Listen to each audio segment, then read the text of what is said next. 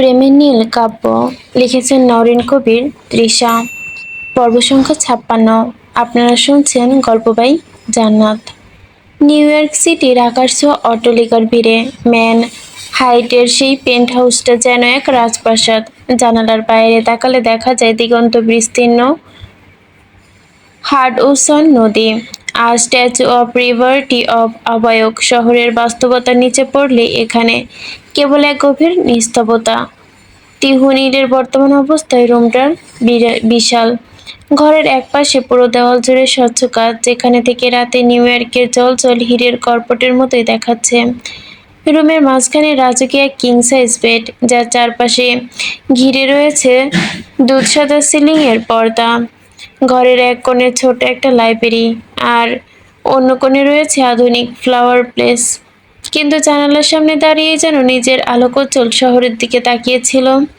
পরনে নীলের একটা কালো ওভারসাইজ হুডি তিহুর, যেটার হাতা তার হাতের কবজি ছাড়িয়ে ঝুলছে। হঠাৎ করে পেছন থেকে এক জোড়া বলিষ্ঠ হাত তিহুর কোমর জড়িয়ে ধরল। নীল তার থুতনি তিহুর দিকে কাত করে গম্ভীর এক প্রশস্ত নিঃশ্বাস ছাড়ল। তুই একটু নড়ে চড়ে উঠল, কাঁধ ইজ্জত কুঞ্চিত করে আদুরে গলায় বলল, ওহ মিস্টার পলিটিশিয়ান। নীল ফিসফিস করে বলল, কি দেখছেন ম্যাডাম? টিহু একটু ঘাড় ঘুরিয়ে নীলের চোখের দিকে তাকালো। তার চোখের মনি জোড়ায় স্থির দৃশ্যে রাখলো। দুষ্টু করে বলল, শহরটা কি সুন্দর তাই না? নীল প্রগর কণ্ঠে বলল, আমার শহর থেকে বেশি না। দেহ ভুরুদয় সামান্য উচালো। মানে? নীল আর কোনো কথা না বলে সরাসরি তাজা কোলে তুলে নিল তাকে। আকস্মিক নীলের এমন কাণ্ডে অপ্রস্তুত হলো তিহু। কি করছেন? নামান।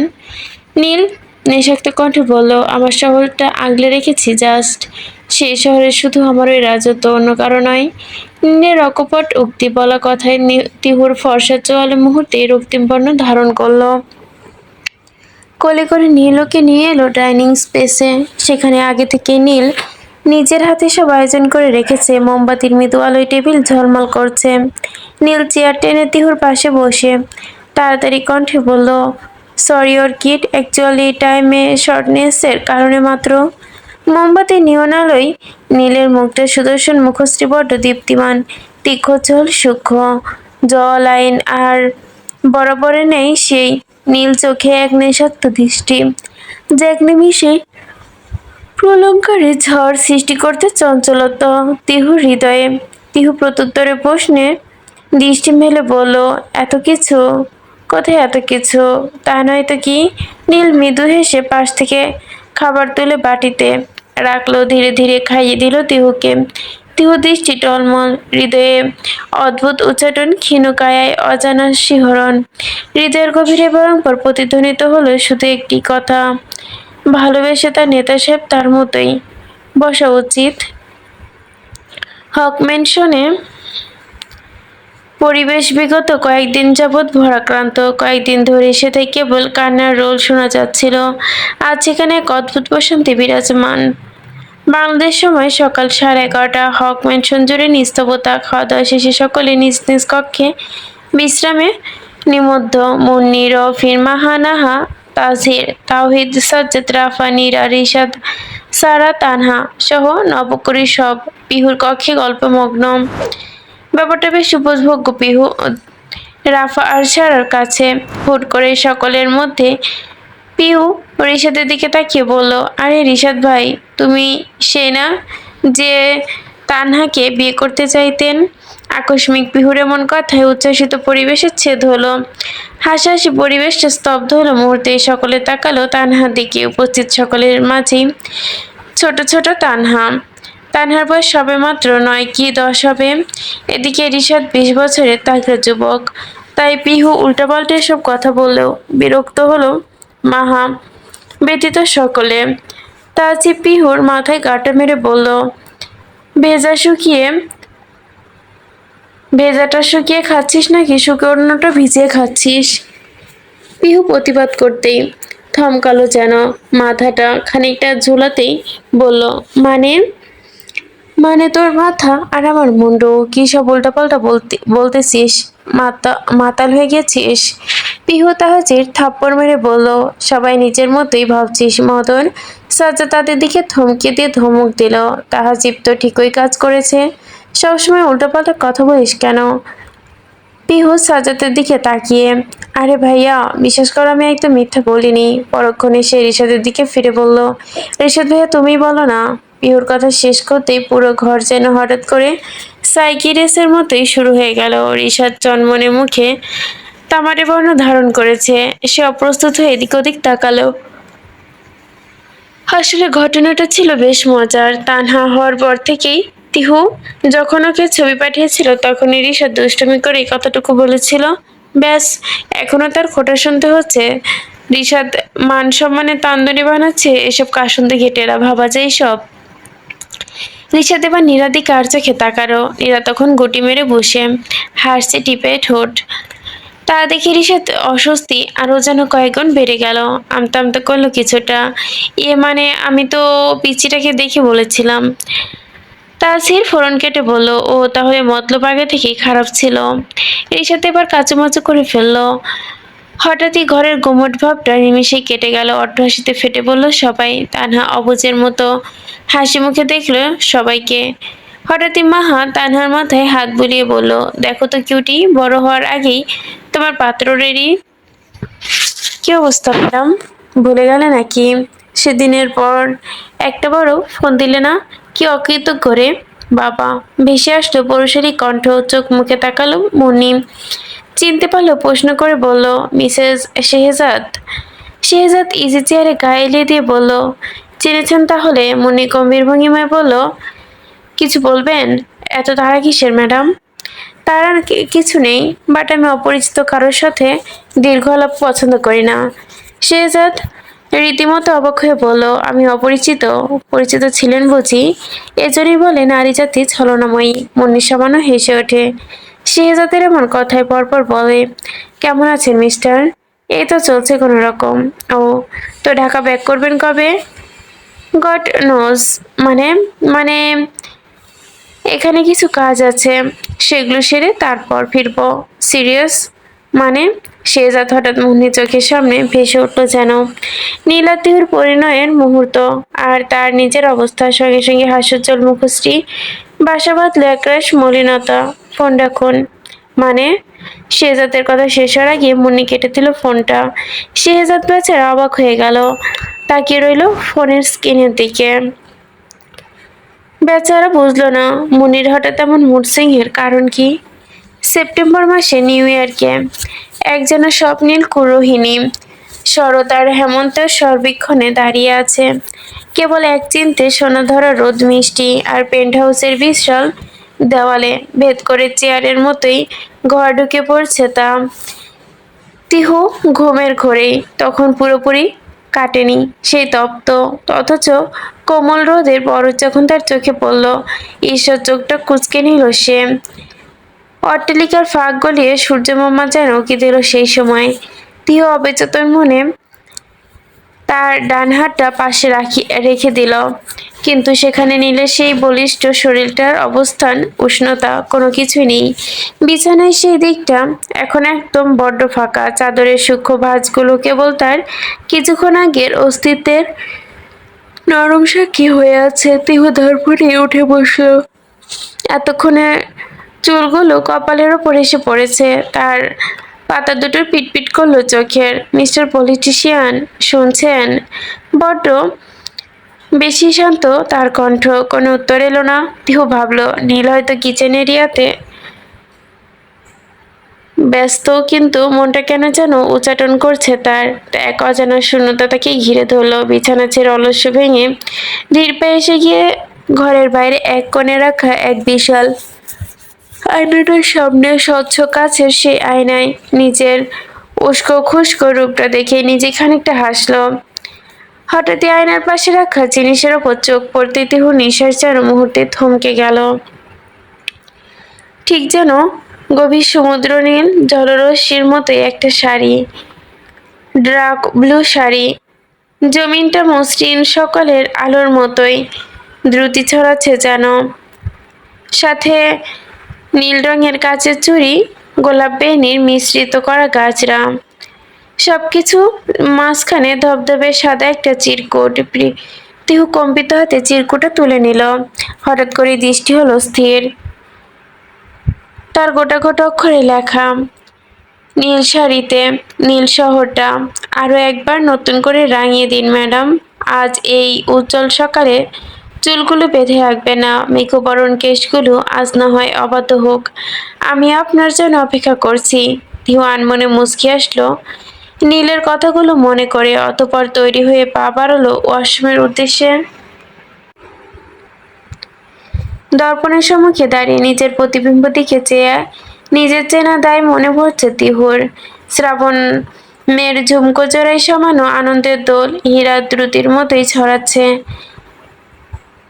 কালো মেঘরাশি খুলে দিয়েছে শাড়িটা গায়ের অঙ্গনে জড়িয়ে। অবাধ্য হয়ে পিঠেটা আছড়ে পড়ছে অন্ধকারে প্রশস্ত ললাটে। নীল টিপ আর দুহাত ভর্তি রিনটিনে কাচের চুড়ি। কোথায় যেতে হবে তাকে তা সে জানে না। নীল কি তবে নিচে অপেক্ষা করছে তার জন্যে? সহসা এক প্রকণ্ঠ শব্দের গর্জনে ভাবান্তর ছুটল তার। হেলিকপ্টার স্থির হতেই ভীত হলো সে। এক মর্জিত রুচি সম্পন্ন নারী পাইলট বের হলেন। তিহুকে দেখে ঈষৎ সামান্য সম্ভাষণ জানিয়ে বলল, গুড মর্নিং টিহু মিস।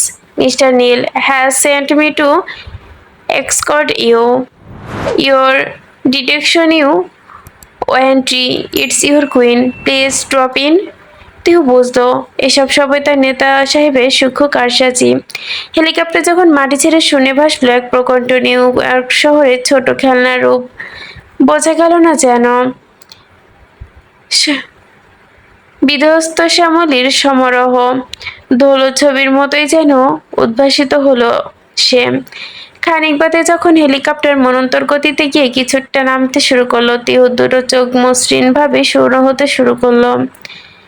এটি কোনো সাধারণ উদ্যান নয়, এটি যেন পৃথিবীর বুকে এক টুকরো স্বর্গ।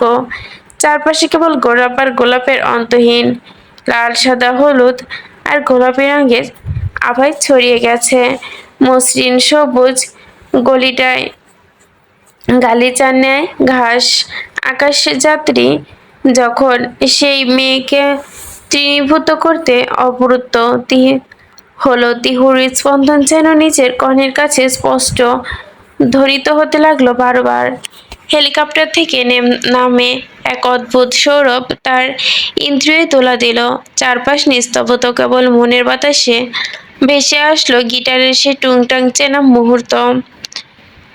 গোলাপগঞ্জের অন্তরালে ছাপিয়ে ধীরে ধীরে স্পষ্ট হতে লাগলো নীলের অবায়ক। তপ্ত রোদে এক চিলতে প্রশান্তি নেয় তার অঙ্গ। আজ সুবাহিত হয়েছে রয়্যাল ব্লু রঙের প্রিমিয়ার সিল্কের পাঞ্জাবি। পাঞ্জাবির ওপর এক গভীর কালো মখমলি জোহর, কঠোর চোখে সেই চিরচেনা নেশাক্ত ভব। গিটার দিয়ে আঙ্গুল বুলিয়ে হুট করে গেয়ে উঠল যখন খোলা চলে। হয়তো মনের ভুলে তাকালো সে অবহেলায় দু চোখ মেলে। হাজারো কবিতা, বেকারো সভ্যতা, তার কথা কেউ মানে না, কেউ বলে না। সে প্রথম প্রেম আমার নীলাঞ্জনা। গানের প্রতিটি কলি যেন তিহুর হৃদয়ের তীরের মতোই বিচ্ছিল। নীল গাইতে গাইতে মনস্থির করলো এগিয়ে এলে তিহুর দিকে। তিহু তুলতুলে পুতুলের ন্যায় দাঁড়িয়ে। নীল তার ঠিক সামনে এসে দাঁড়ায়। এক পা ভাঁজ করে হাঁটু গেড়ে বসলো। গিটারটা পাশে রেখে পকেটে হাতড়ে বের করে আনলো হীরার আংটি। ঠিক সেই মুহূর্তে আন্তরিকভাবে শব্দ শুরু হলো কিছুর। এক অদ্ভুত বর্ষণ, না জলবর্ষণ না, এটি যেন উন্মাদ পুরুষের সৃষ্টি এক গোলাপের পাপড়ি সম্ভাষণ। নীল আংটিটি তিহুর সম্মুখে প্রগড়ভাবে ধরতে, আমার অগোচর শহরে, আমার রাজত্বে, তোমার রাজত্ব নামে লিখে দিতে চাই অর্কিড। নীলের কণ্ঠস্বর যখন তিহুর কানে পৌঁছালো, তখন ওর চারপাশের জগৎ যেন এক অদ্ভুত লহমায় ছেয়ে গিয়েছিল। নবকিশোরের ন্যায় কাঁপছে তিহুর উষ্ঠদয়, কিন্তু কোনো শব্দ বের হচ্ছে না তার মুখ দিয়ে।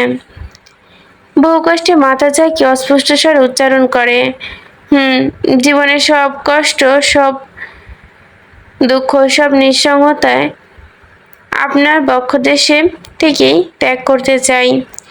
তিহুর অকপটে বলা স্বীকারোক্তি নীলের চোখের কর্নিশে বেয়ে ঝরালো এক ফোঁটা আনন্দ অশ্রু, যেখানে মিশে আছে এক অপূর্ণতা। রাত তখন 12টা কি 1টা।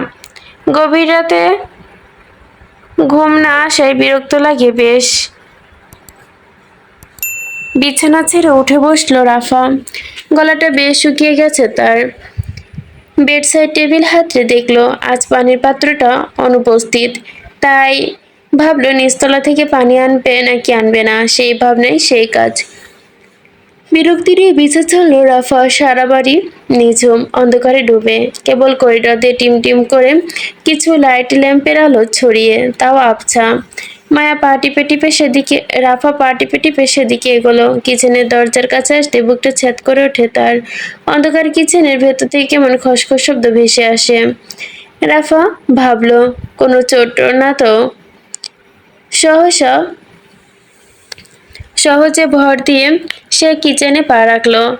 দেওয়ালের সুইচ বোর্ড হাতড়ে টের পেল ভয় টের পেল কেউ একজন তার সামনেই দাঁড়িয়ে আছে। ভয়ে শরীরে হিম ধরে গেল রাফার।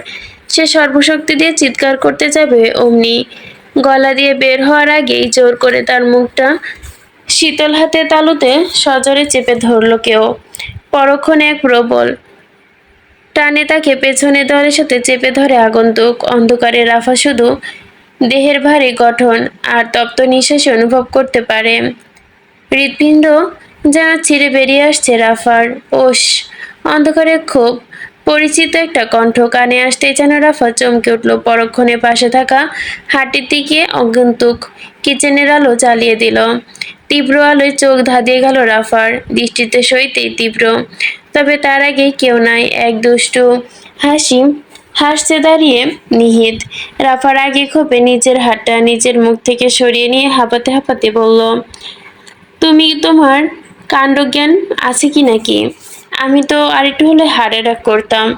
নিহিত এবারে একটু না দমে বরং আলগোছে রাফার মুখের সামনে ঝুঁকে আসে। তার চোখে মুখে রাজ্যের কৌতূহল। সে ফিসফিস করে বলে, বাঘিনীর গর্জন শুনেছি, কিন্তু তাদের এই ইঁদুরের মতো ভয় পেতে তো কখনো দেখিনি। রাফা চোখ রাঙিয়ে বলে, এই মাঝরাতে অন্ধকার রাতে তুমি ভূত দেখতে এসেছো? নিহিত একটা আপেল হাতে নিতেই কামড় বসিয়ে দিল। কংগ্রাচুলেশন বলল, খিদে পেয়েছিল, কিন্তু তোর এই রূপচণ্ডীর রূপ দেখে আমার খিদে ইঁদুরগুলো খেয়ে ফেলেছে।